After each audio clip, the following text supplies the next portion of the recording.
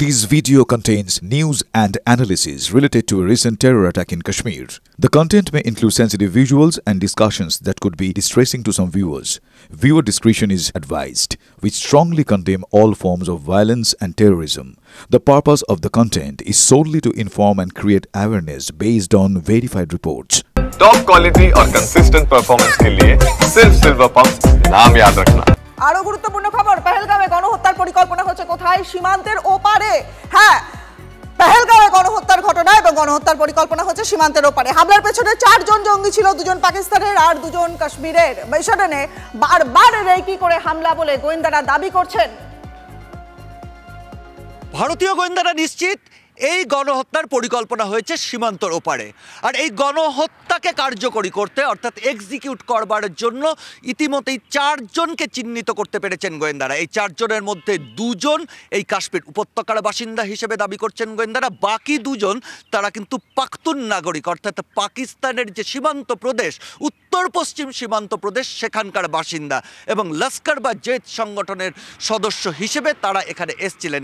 আর তাদের এখানে আসা, এই গণহত্যা ঘটনা ঘটানো এবং তার সঙ্গে 2 জন এই উপত্যকার সঙ্গী থাকা একটা বিষয় স্পষ্ট করে দেয়।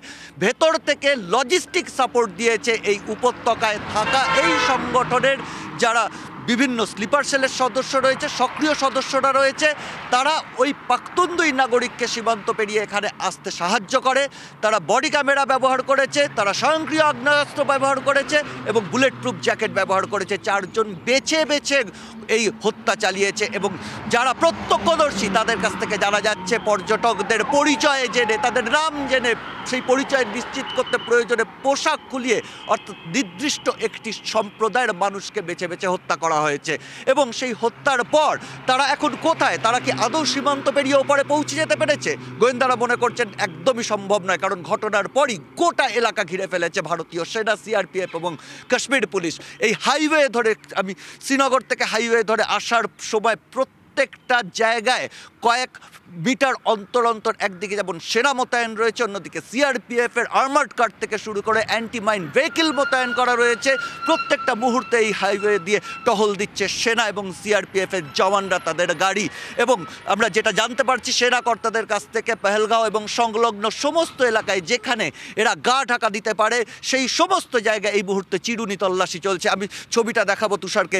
এইভাবে সেনা কনভয় কিন্তু পরপর এগিয়ে যাচ্ছে এবং এই চিরুনি তল্লাশি ক্রমাগত আরও জোরদার করা হচ্ছে যাতে কোনোভাবে ওই 4 জন হত্যাকারী, ওই 4 জন আততায়ী কোনোভাবে সীমান্ত পেরিয়ে ওপারে যেতে না পারে। এবং তার সঙ্গে যারা সাহায্য করেছে তাদের প্রত্যেককে চিহ্নিত করে তাদেরকে নিকেশ করার চেষ্টা করছেন সেনা আধিকারিকরা, সিআরপিএফ কর্তারা। কারণ এর সমুচিত জবাব যেভাবে গোটা বিশ্বের বুকে এই ধরনের হামলা করে ভারতকে কোথাও একটা চ্যালেঞ্জ ছুড়ে দেওয়া হয়েছে, সেই জায়গায় দাঁড়িয়ে ভারতও পাল্টা চ্যালেঞ্জ করছে এদেরকে যে কোনোভাবে আগামী 24 ঘন্টার মধ্যে তাদেরকে খুঁজে বের করে তাদেরকে নিকেশ করার চেষ্টা তারা করছেন। এবং সেখান থেকে তারা আবার কাশ্মীর যে সুরক্ষিত সেই বার্তাটাই তারা দিতে চান।